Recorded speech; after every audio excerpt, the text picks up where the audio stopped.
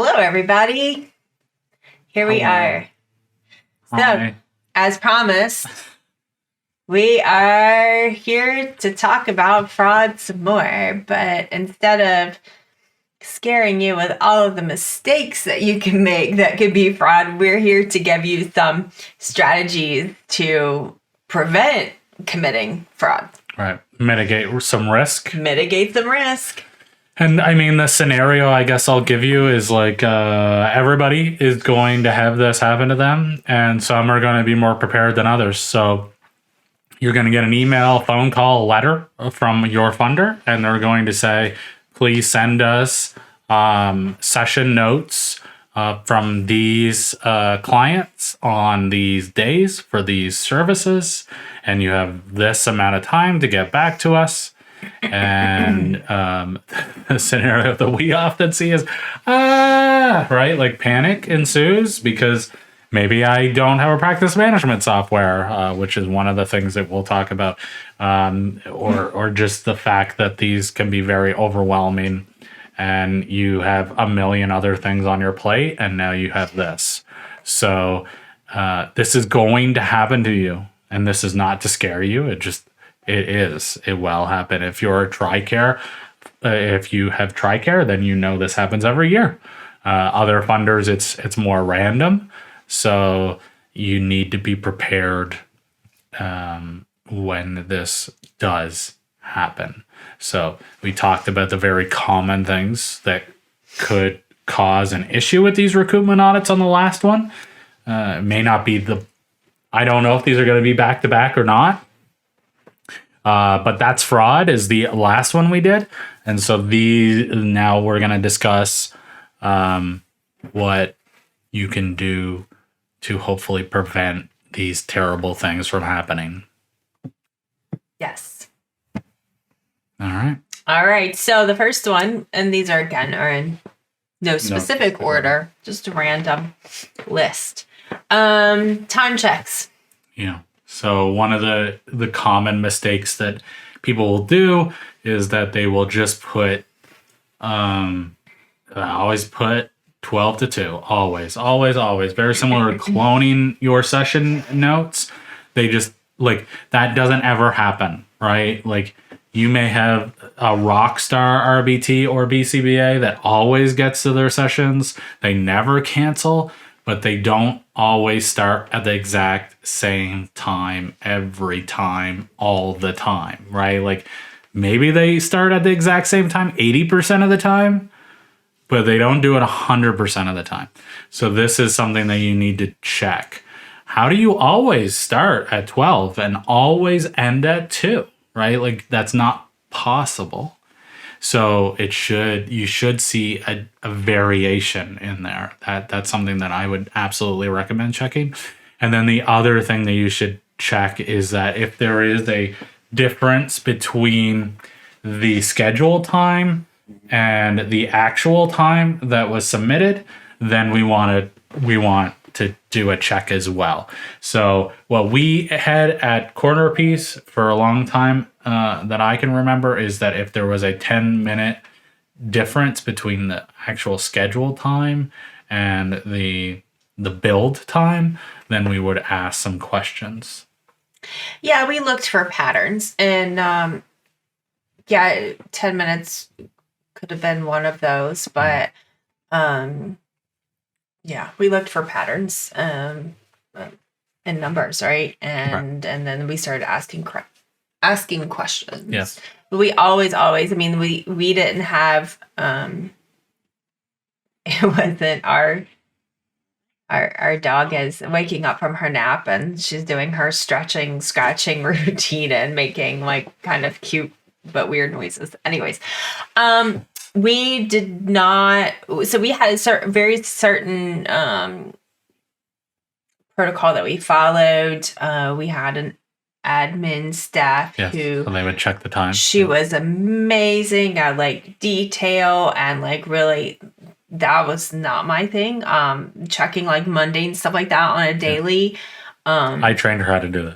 I know you did. So she did great. One of the big things that we would check is just making sure, because what you often will see is that people will they will adjust their time to get more billable hours. Like this is just I'm Or sorry. to not get in trouble. Yes, well, yeah. You know, like, oh, I've been running late. And I don't, like, I didn't want them to know I was, like, 15 minutes late. Right. So I'll just put 5 minutes late. Yep. Or, you know, gosh, that I'm already on an action warning. Like, and not even, you know, it's like these little things. It's not that, like, someone's making this little judgment call because they're human. Yes.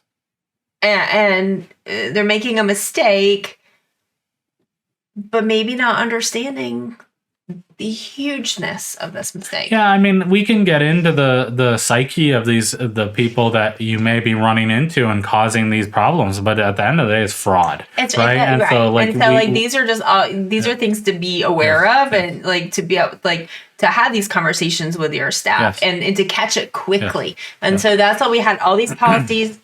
We had like a very specific procedure in place of checking to our calendar, to the timesheets, to that. Like, we had multiple. It really doesn't matter what our procedure was, because we had a very specific software and very specific way of doing things. It's going to depend on your, and it's going to depend on how you do things. But definitely, like, taking that task analysis and then, like, putting several layers within it to check it, to make sure that you can do all that you can to make sure that things are as accurate as possible.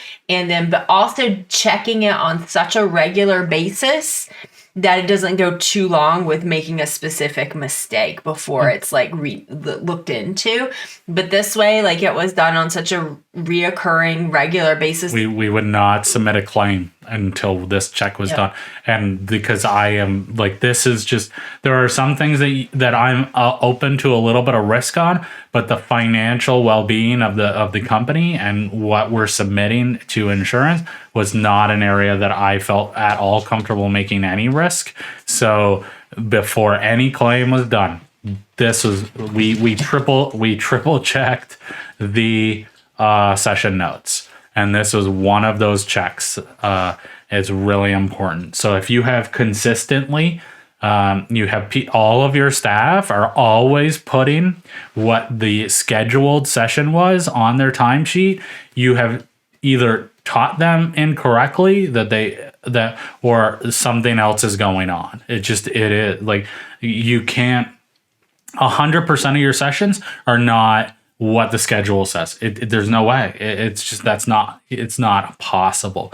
So if you are always seeing every session is exactly the same amount of time at the exact same start time as the schedule, then something is going on. Either there's a training issue or something else is going on. Okay. And then if we are seeing way different amounts of time, maybe this scheduled session was only 2 hours, but they're doing 3. Why? Why is this going on? Why did you decide to go above and beyond the schedule? Right? Like, so these are things that we need to be checking. Does that make sense? Or why is your session always shorter? Yes. Or like, how did you have a 3-hour session here when you've got 25-minute drive time between this session and the next session? But you started the next session in 10 minutes after this last session. Do you know what I mean? Or if so you're like, if you're in clinic and the parent signed a child in at 9:07, but your session started at 9, how did that happen? Yeah, and that's again, I failed to mention that in the last one that we did, but overlapping. This another scenario is you have a provider. They clocked in at 10 to 12 with one client, and then at 11:45 they're clocking in with another. Do you know what I mean? So that might happen to you, and this is something that you need to track, right? And hopefully your software doesn't allow for double billing, right? But if that is something that you're not sure about, either talk to your practice management software, or if you don't have a practice management software, which I hope at the end of this podcast, if you don't have a practice management software, you will get a practice management software. That if you don't have that system in place, because of your practice manager, you have some way of checking that, because that is something that can be a huge problem. Yeah. So. Yes. Okay, so geotagging locations. Yeah, so again, especially if you're working in home, this is a great way to prove to a funder, look, they hit the start, they clocked in at this location at this time, and they clocked out at this location at this time. It may not be like geotagging is not like it's not going to tell you, okay, they were in this specific room at this time, but it's going to give you a general area, right? And so that's something that I would highly recommend if you have that ability to use that. I know we've shared this story several times, but we did have one funder who came back on the recruitment audit saying, "Oh yeah, this is fraudulent billing because we Googled the bell times for this particular child's school, and they're in school during these hours. Right. They were having sessions because this was also a funder who didn't allow sessions at school, but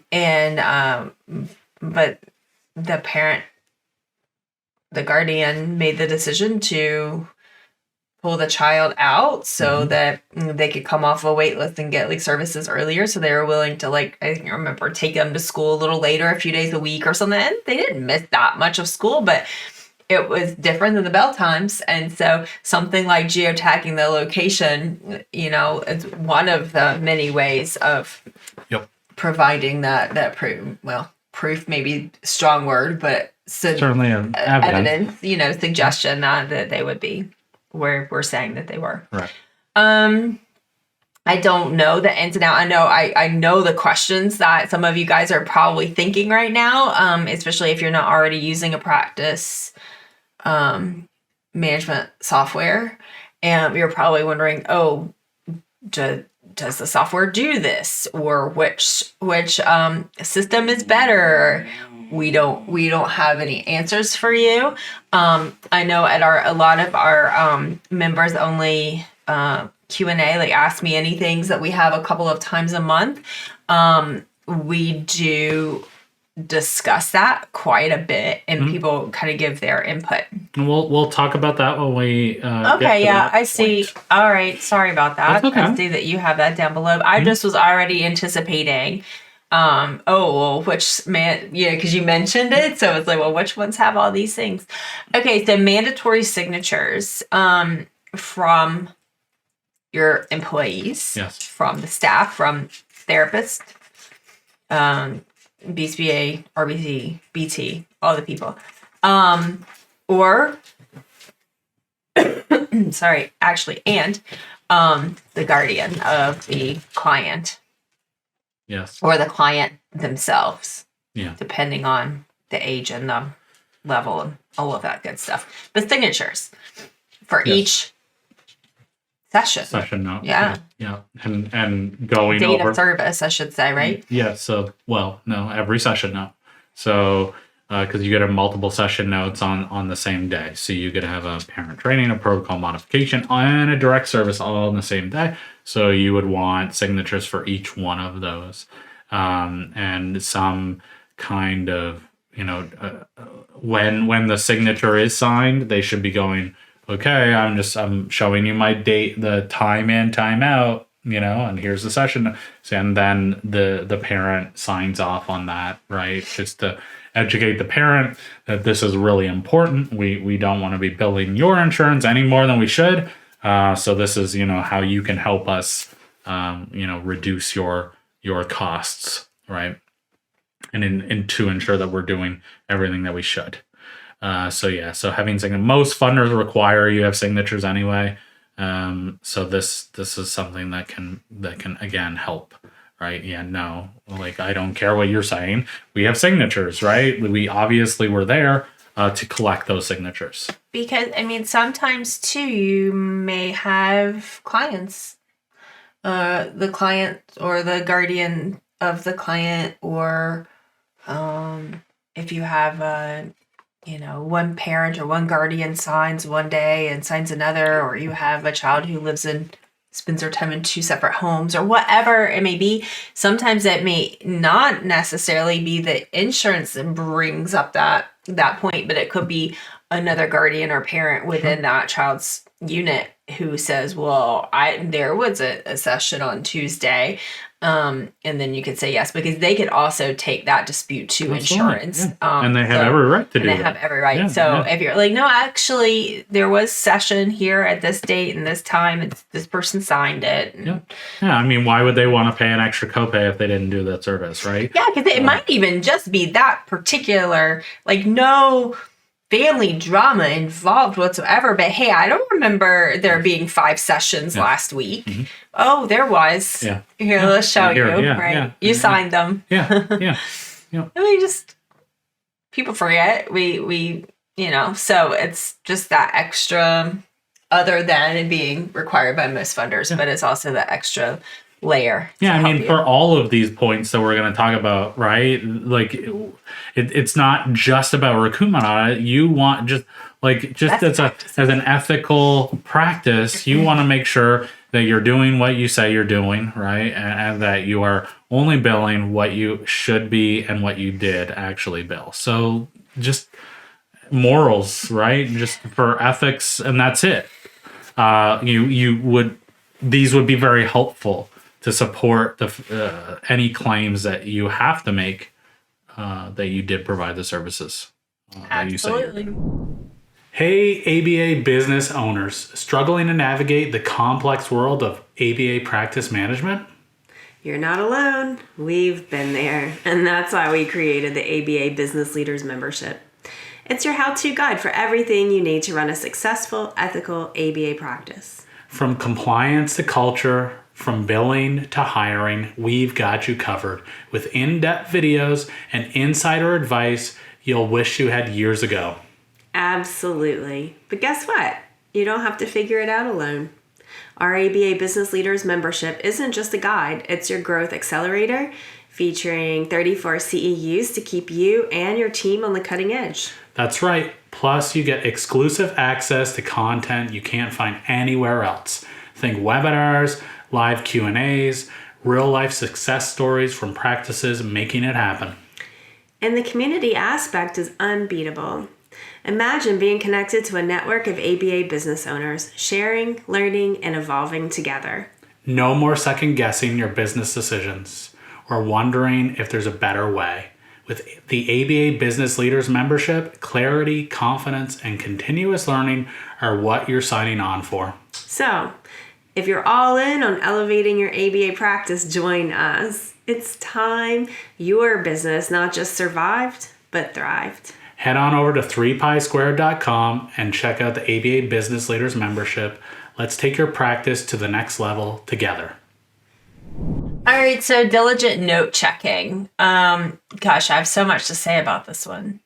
So just making sure that you have those clear expectations when you train your staff of what is involved in each note for each service, and then having a very specific routine for reviewing those session notes and doing it on a regular basis. I suggest doing it before it's billed to insurance, doing it frequently and often so that it's not, you can keep up with it. And, because if you're sitting down and reviewing hundreds and hundreds of notes, you're not going to review hundreds. You're not going to, and it also like you're going to be speeding through and seeing. So you need to be able to really focus on a small set at a time, know exactly what you're looking for. Right. And do it. Right. And I don't know if we have it down here. No, I guess not. Well, it's part of clear communication too, but and then following up, right? And you have to also be careful because you can't just go in and change these notes if they're wrong. But we talked about that in the last podcast, but you still need to make sure there's ongoing learning and future notes. Like if it is a huge, okay, we do need to go back and change this. How do you do that? What's the protocol for that?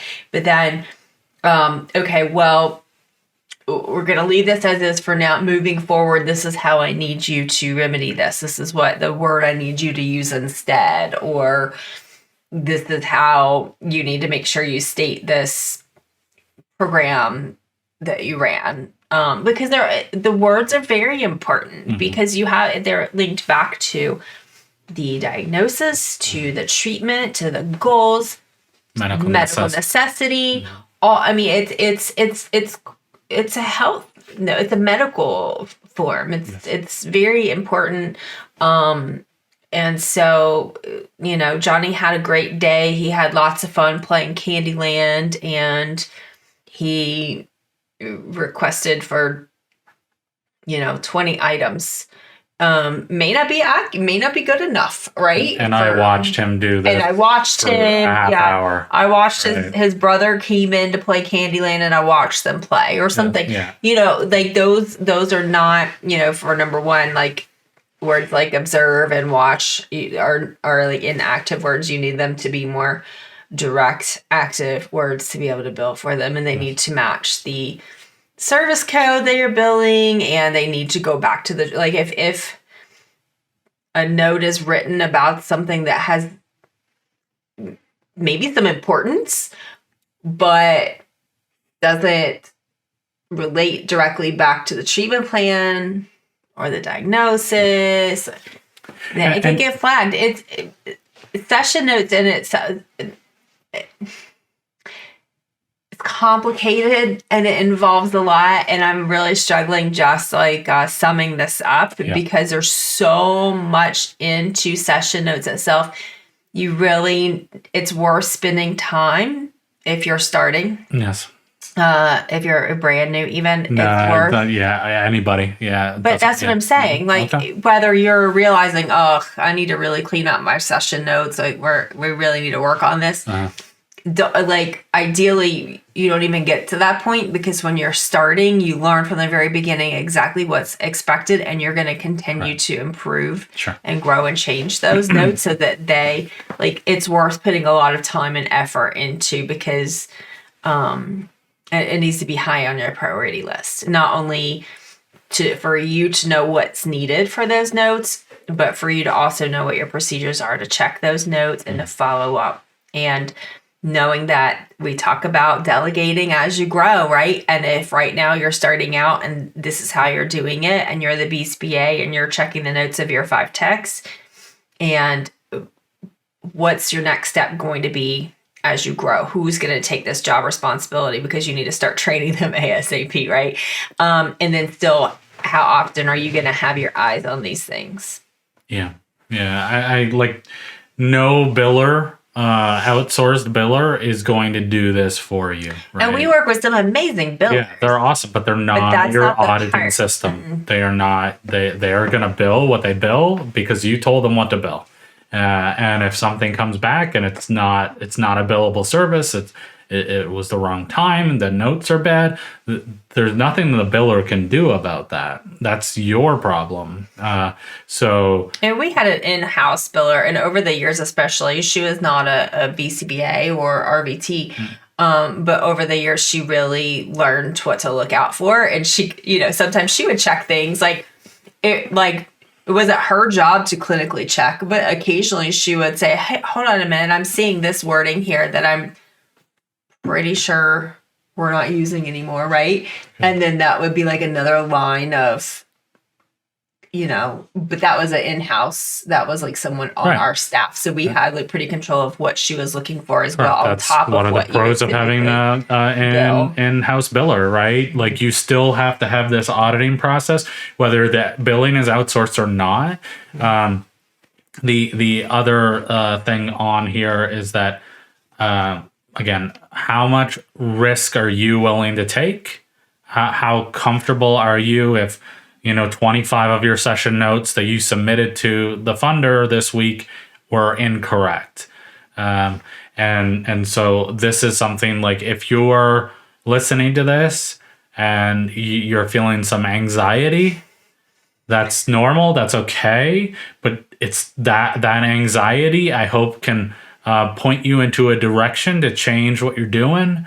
Because, like, if you're anxious listening to us talk about this, then just imagine when you're going through a recoupment audit. I don't want you for that, because I've been there. Like, I swear, one one of those recruitments, especially the first ones, like I was gonna have a heart attack. I like, it was bad, and so no one wants to be there. I don't want you to be there, and it's all avoidable, right? For the most part, the vast majority of this is avoidable. So like, yeah, I want you all to be able to sleep at night, and so if you're listening to this, you're then email us, like set up a free consult. We can help you with this. I don't want you to have to deal with this stuff.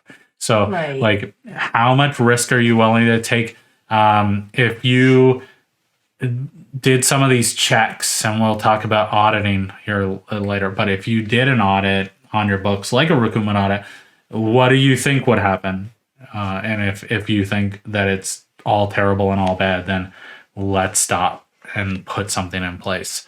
And if you are starting your practice, this, like you said, April, you have to consider these things and what processes you're going to put in place to reduce the risk of these very real things.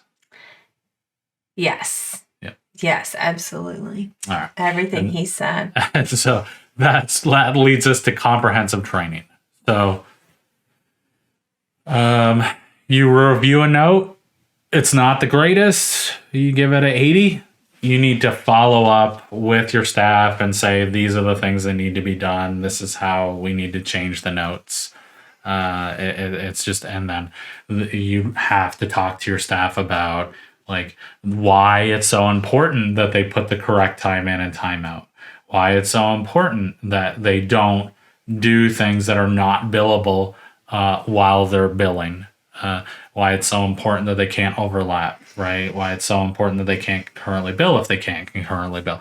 Why it's so important that we follow our funders' processes, because this is a legal document, and people are signing this, that this is an accurate statement. You can read the CMS form. I'm not doing it for you, but like it's yeah. So this is important, and we have to get this accurate. Right. And that's, part of onboarding a new staff. That's one of the, we talk about, what's important about, there's a lot of training at the beginning. Sometimes we don't feel like we have the finances to give all the training at the very beginning, and we have to pick and choose. This training, how to bill, how to do session notes, what the codes are, the general best practices and like ethical guidelines and non-fraud committing. Top. Yeah. I mean, there's not much that I would say is more important than this. It is just, and it has to go company wide, that this is just, it's just so important. I mean, just think about it. Even that first session with their first client with your company, that's important, and they need to know. And so we used errorless learning as much as possible with our notes. We did, like during training, we would give like little synopsis and make them like write notes, like practice writing notes. We had some staff who really struggled writing notes.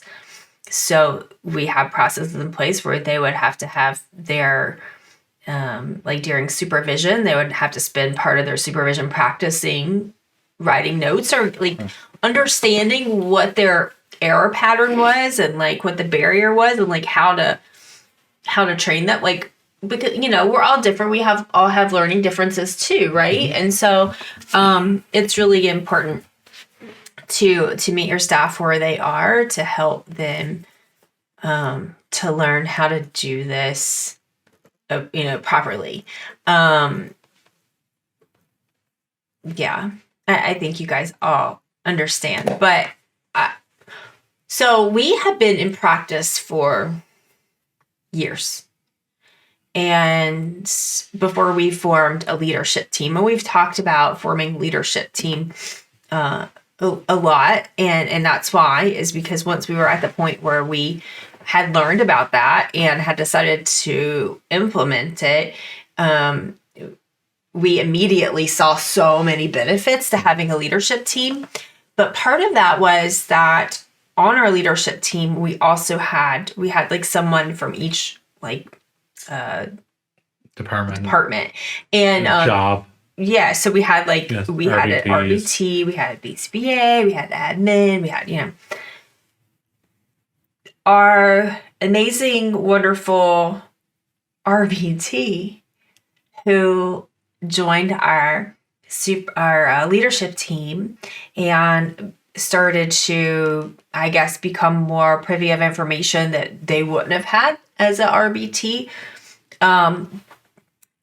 That was the learning experience for me to learn that there was a lot more that my techs really needed to understand about gaps how we ran our company and why we were asking them to do certain things. Mm-hmm.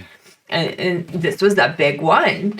She sat there like almost with her, like, I swear her jaw was on the ground. And she was just like, I had no clue. Mm-hmm. Like, brilliant, smart lady who had been in the field for years and top-notch tech and amazing in person on our team. No, she was like, I didn't even think about this. I was just knew this is what we had to do because it's part of the job to get paid. Mm-hmm. No clue. And then I knew immediately that I had done my team a disservice. And so we made sure to, like, within like a week, we had, education out to the entire team about how important it is. I mean, you can go to jail, right? It's a lot. You could pay a lot of money. You could put the business at risk. Yeah. You could go to jail. Yeah. And so these are severe. You could lose your license. I mean, these are just things that that a lot of people don't realize and don't think about. So it's really important, now, of course, don't go out there and scare your team. Give them the support and the training that they need, but be real with them too and explain to them how important this really is. And it's not just because you're being a specific way about wanting something done. There are other reasons there too.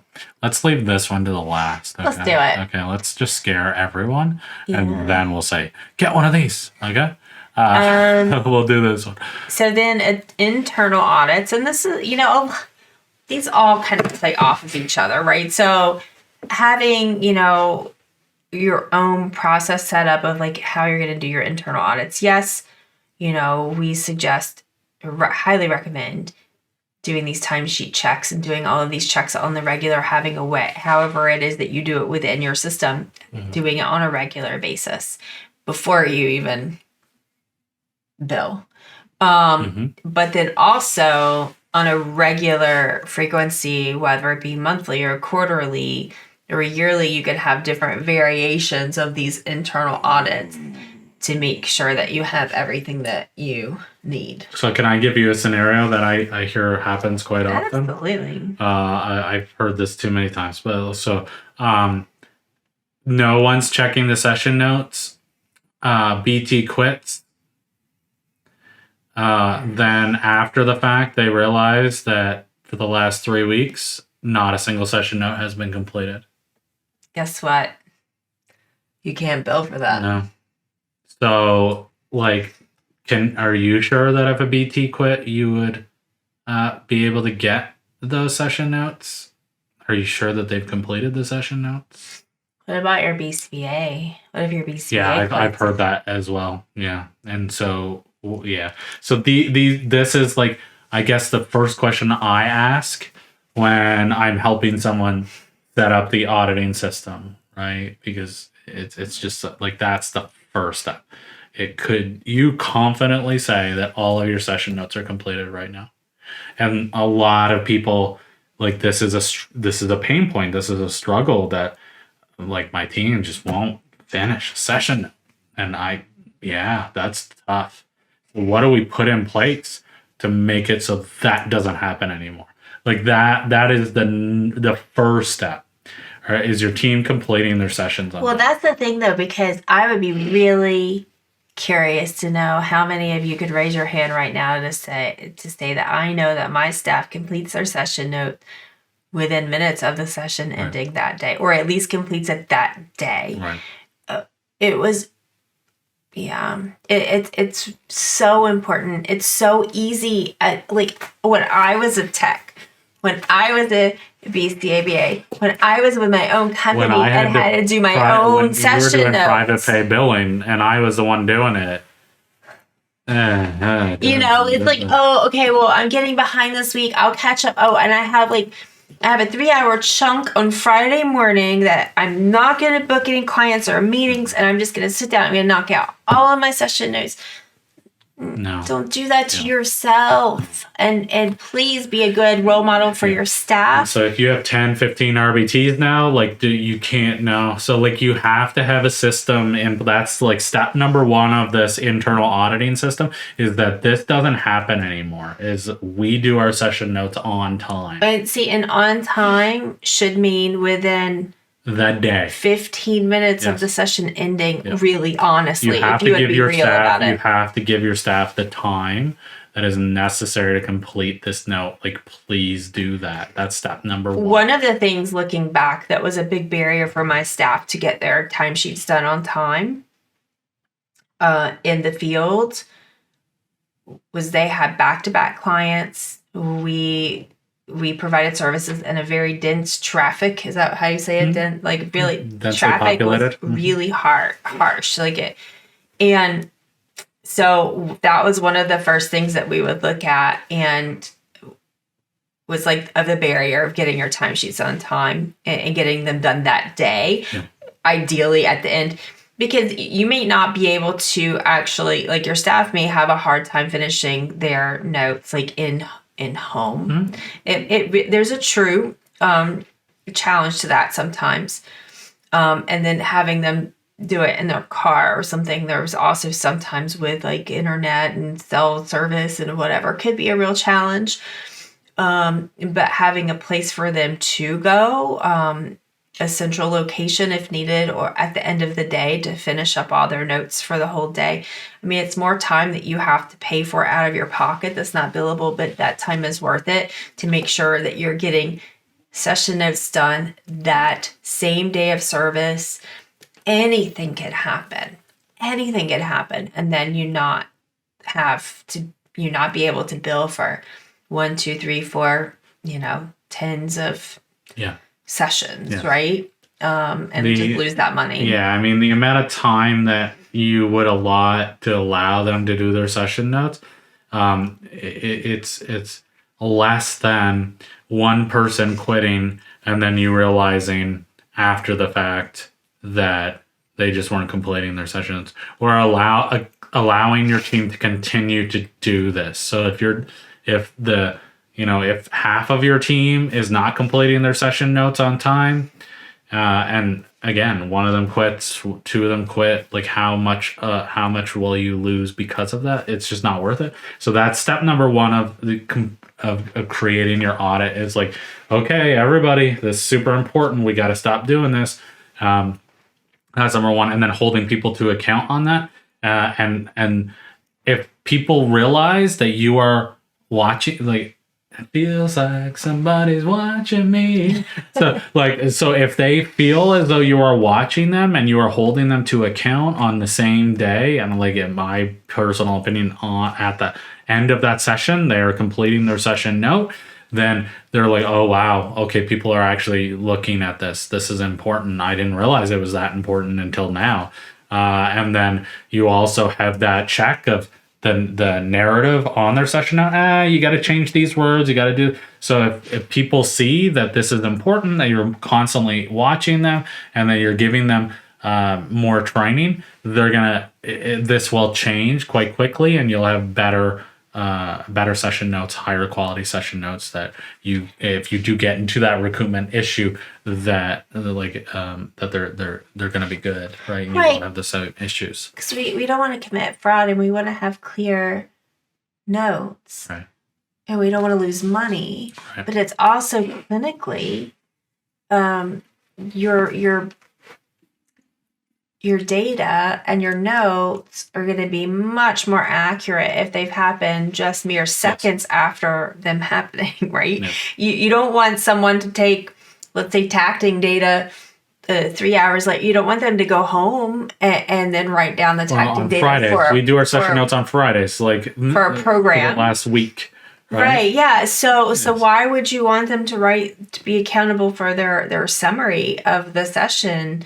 And at that time, you could even have a process where if they have any questions or, need assistance or feedback while they're writing their notes, whether they're been a tech with you for 10 years or a BCBA with you for 20 years, but there's a new client with a new insurance or something, like have some kind of process where they can in real time reach out to someone for assistance with their notes if they need to, because it's just all around good practices. It's very much about the money and the legalities, but it's also about good services too. Absolutely. Yep. Okay, so now we are on to clear communication channels. And like this one is like kind of whistleblower policy, really. So if someone they can see that fraud's going on. Who do they go to? Reach out to. So, and without fear of, being fired because of that, right? Because we want people to speak out about this. We want people to speak out about this so much that most states have a whistleblower policy where if you report this and we find that there was actually fraud at this, you will get a portion of the refund that we get, right? And this can be as high as 10%. So if this person reports $1 million in fraud, that's a decent paycheck, right? And they absolutely deserve it, in my opinion. So, we just want, hey, if there is a problem, we want to avoid it as quickly as possible, and we want those open channels so that we can stop this as soon as humanly possible, right? Right, and it's something that we didn't mention earlier, but I'm thinking of in this capacity is we've talked to agencies who they have some things in place for like BCBAs to check the tech timesheets. Mm-hmm. But who's checking the BCBA timesheets? Right. And especially if you're the owner and the BCBA, the sole BCBA, or maybe you have a partner too. I mean, ideally, there's 2 BCBAs at minimum, and you can check each other's. Yeah. But there should be some checks and balances for every level, we're not just picking on techs here. Yeah, like the BCBA is in some cases it's even more complicated. If I'm helping a company set up an auditing system, my recommendation as who is the auditor is an RBT, a seasoned RBT that you are eventually be promoting to a BCBA that needs some indirect time. This is a wonderful position to put them in, where they are auditing BCBA notes. They can ask questions. So they know what a good BCBA note is. And they also know what a good RBT note is. That is an ideal position for this person. So if you have a really strong RBT that will be becoming a BCBA at some point, this is an amazing position to put them in my opinion. Yeah, that's a great suggestion for sure. All right. And so policy updates and education. So I can guarantee you that your provider manual is going to change, and what is required in a session note is going to change. And so you need to keep up to date with those provider manuals and session note requirements. Many funders, and when I say many, I'm going to say most, will not say, hey, just want to let you know that we need this in those session notes now. We've been through audits and they tell us that we did bad, but they won't tell us what we needed to add. Like that's been our experience with recoupment audits. So you need to make sure that you know what is required in a session note. If it is not in the provider manual, you're reaching out to your network rep to see if you can get more information. And looking at the date of that too. Yes. Because they cannot hold they cannot hold you accountable. Yeah. So they can't look at a 2020 note and hold you to a 2022 standard. You do not have a time machine. You cannot go back in time and fix a note to a standard that did not exist. And that's not okay. That's not fair. Reach out to Kim. She's awesome. if you ever get into a recoupment audit, I highly recommend it. So yeah, it's really important that you keep up with your standards. You have, again, this is part of your audit process, that you have a process in place to review all of your provider manuals on a reoccurring basis. Maybe this is every 3 months, every 6 months, whatever, to ensure that you are meeting the latest standard. And you should, like you said, look at the date. That's it, right? So you look at the website every 3 months. Oh, it's the same manual as last time, and we already did it, so we don't need to do it again. But if there is a change, then you're reviewing that standard and modifying your session notes based on that standard. And that's another, we talk about knowing your network rep. That's another thing that you could put in your calendar, put a reminder in your calendar to reach out to all your network reps, like, I don't know, every February or something, and say, I'd just like to get the copy of the newest, any changes to this year's, provider manual. Yep. Because the most funders, again, will not notify you even of an updated provider manual. So this is something and we did have one that that we would get when a specific person was in that role, would send us like an email with like links and stuff, and we kind of got used to it. And then another person came into the role, and we didn't get that anymore. And then we were told by that person, here's the website to go to. You're responsible for those. So, and some of those sites will have a little update me link on it, so that you can put your email, so that when this does change, it will send you an email.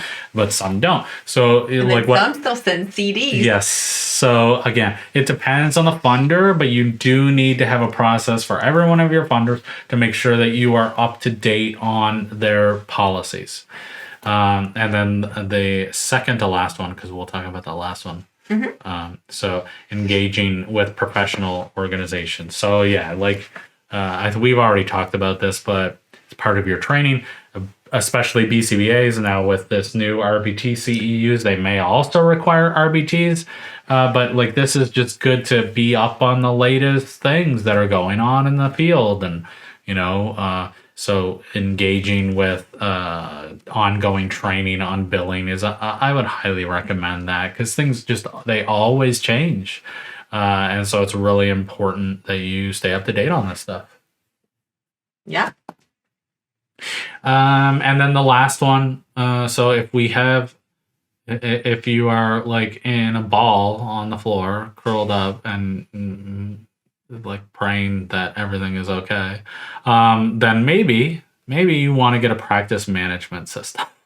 And we've already said that we don't recommend any one. We've heard great things about them all and horrible things about them all. So it seems at this point to be personal preference. And so find one that you prefer and use it. I would think that your first recoupment audit would pay for the entire year's cost of a practice management system. It's going to save you so much time and headache, because it'll probably do a geotag. It probably won't allow them to double bill, right? Where you have this issue where... These are all things you can ask that you're shopping. Yes. Now you kind of have a list of things to ask for. It may allow you to put in a template so that you're getting... you can direct the staff to what an ideal note looks like, or things that need to be in this note. It can tag programs that they worked on, and did they master these things, right? It can collect the data. It can take the signatures, and it'll put in a place of service. It'll put in time and it will not allow staff to submit them without these things, because that's another issue that we failed to talk about in the last one, but just not having completed notes as far as time in, time out, place of service, all of those key important things that a practice management software should take out of the scenario altogether, and just... you can't do it. It's not possible. Yeah. Where with paper and pencil or Excel, these things that unless you have some way of requiring that they put them in, they will be missed. So it will happen. The time and the effort Yep. and the energy spent on, even if you don't have a recruitment audit, Yeah. but you want to make sure internally that all of your files, all of your data, all of your session notes are up to date of where they need to be. Yeah. I mean, even I was a paper pencil binder girl, and even spreadsheets to some extent, and I fought using practice management software, like, because I'm gonna say, like, if you are not using some electronic version, HIPAA compliant. HIPAA all the other compliant, stuff, yeah. but practice software management, you need to. Like, I like you. No one has any business anymore doing paper pencil. Really, there's too many risks. Even if you do paper pencil, which I'm not saying no to this, you have to have some kind of a backup system. Like, what happens, again, hopefully these things never happen. Well, what happens if one of your employees gets into a car accident and the binder is completely destroyed? And so, you have 3 months of data and session notes in there, and you can't get those back. Or what happens if, again, somebody quits and leaves and they take your binder and you never get it back? What happens if there was a fire, right? Like, these things happen, and there's just so much risk. Right. I mean, even if you're in clinic and you're like, well, no one leaves the clinic with data. What happens if the clinic catches on fire? There's a flood, whatever, right? Or, I mean, you spill coffee on the book. I mean, so there are too many options now, and we know better. So we do better. So it's just not worth the risk. Normally I'm like, weigh out your own, situation, but really there's just not a single situation that I can even think of that would be like, oh, okay, even if you're solo, cover yourself. You have to have backups, and you really need to make sure that you're using it. So even if you have a software system, like, you just have to make sure you have your backups, and that would be another question to ask. If the server goes down or something, like, how do I access my notes, or how long can I access these, or what happens if I only use you for a short amount of time? How long do you keep my notes on file, or am I responsible? I don't know, right? There's so many questions here, but if you feel overwhelmed, if you're in the middle, I'm just going to put this out here right now, because I am this person. I am you. If you are in that spot where you're paper pencil and you're realizing, I am going to have to make some changes. This is not safe. This is too much risk, but I don't know where to start, or I'm overwhelmed, or, oh my gosh, everyone's going to judge me. I can't go ask anyone. Come to us. We will help you, because we will meet you where you are. There's no judgment here, and we would much rather, we would like to help you to get to more safe ground and a better footing, with less risk. I mean, for me, like, the big thing was just being able to sleep at night, right? Like, that was it for me. That's all I ever wanted. And so this is like a lot, like, all of this information is a lot, and it's scary. And nobody wants to lose sleep over this. And but at the same time, it can be kind of, you may want to just put your head in the sand and put it off for another day. So, getting back to those audits, like, this is, like, you would essentially be doing a recruitment audit for yourself, right?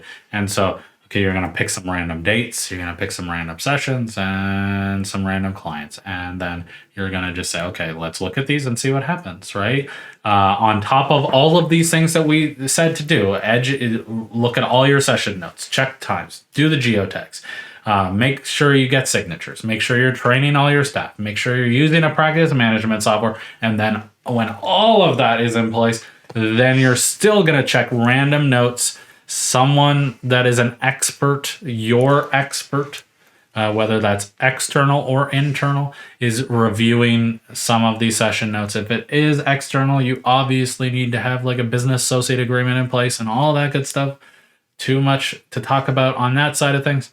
But yeah, you just want to have that robust system that, again, for me, like I said, it was all about just being comfortable and knowing that, okay, when we get that recoupment audit, we'll be okay. And we just want to make sure we're doing the right thing by the clients, by our staff, by ourselves, and no one wants to do the wrong thing. And we just, it's just, the last thing I'll say on this and my ramble is that it's just surprising how quickly everybody's just doing the wrong thing. And it's just, I just thought that's how it was. And then you hire a new staff and they see everybody else around them doing it this way. And it's well, the procedure says to do this, but everybody's doing it this way. So I guess I do it that way. And then it's like, what are we doing here? Why is it like this? So it doesn't take long. And if you're doing, I don't know, like if you have 10 staff and this is a small company, but they're each doing 3 sessions a day, that's 30 sessions a day, and we're doing that 5 days a week. That's 150 sessions. That's a lot. Just that. And this is a small practice. This can turn into a mountain very quickly. And the reason why I say, because I've helped people do this, and we've been there. We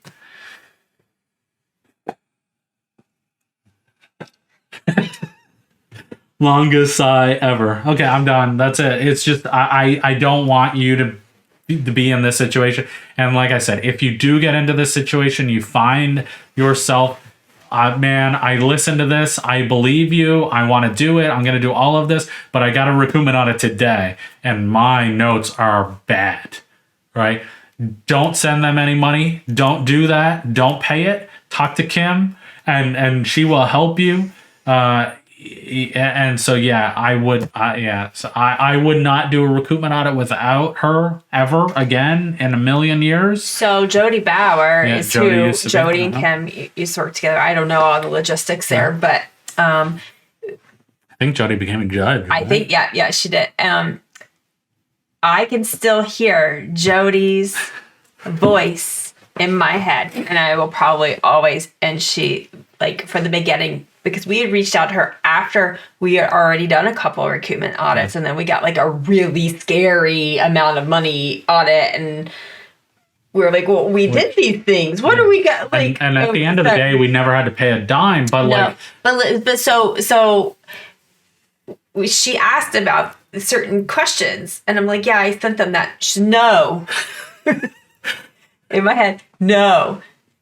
Check, and this was because we were still in the learning stages of understanding. But she said, no, talk to me before you send anything to anyone, right? Because like you just kind of like, okay, here's all the things you need. Yeah, they told me to send it, so of course I sent it. And like, don't do that. Yeah, don't do that. Yeah, learn first and then send. And like there was one audit, and this is dragging on, but there was one audit where. Like I think they wanted like $150 back, and we spent I know we provided that service. We spent like $2,000, I think, in attorney fees to say that no, we did this right, and we're not paying you a dime, and it worked out, right? Like that's just the way it was. So like that's how it was. It was the principle for me. So if you find yourself in this situation, reach out, and we can do an intro for Kim if you don't know Kim.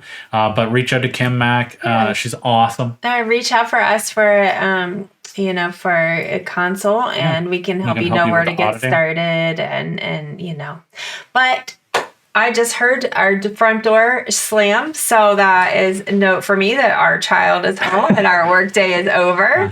So on that note, please Like, subscribe, Yes. share. And reach out to us if you need anything, Yeah, and we're you here got for this. you. You've got this. It's okay. You have everything that you need to be able to put these things in place. Yep. All right. Have a wonderful day, and we will see you next time. See ya.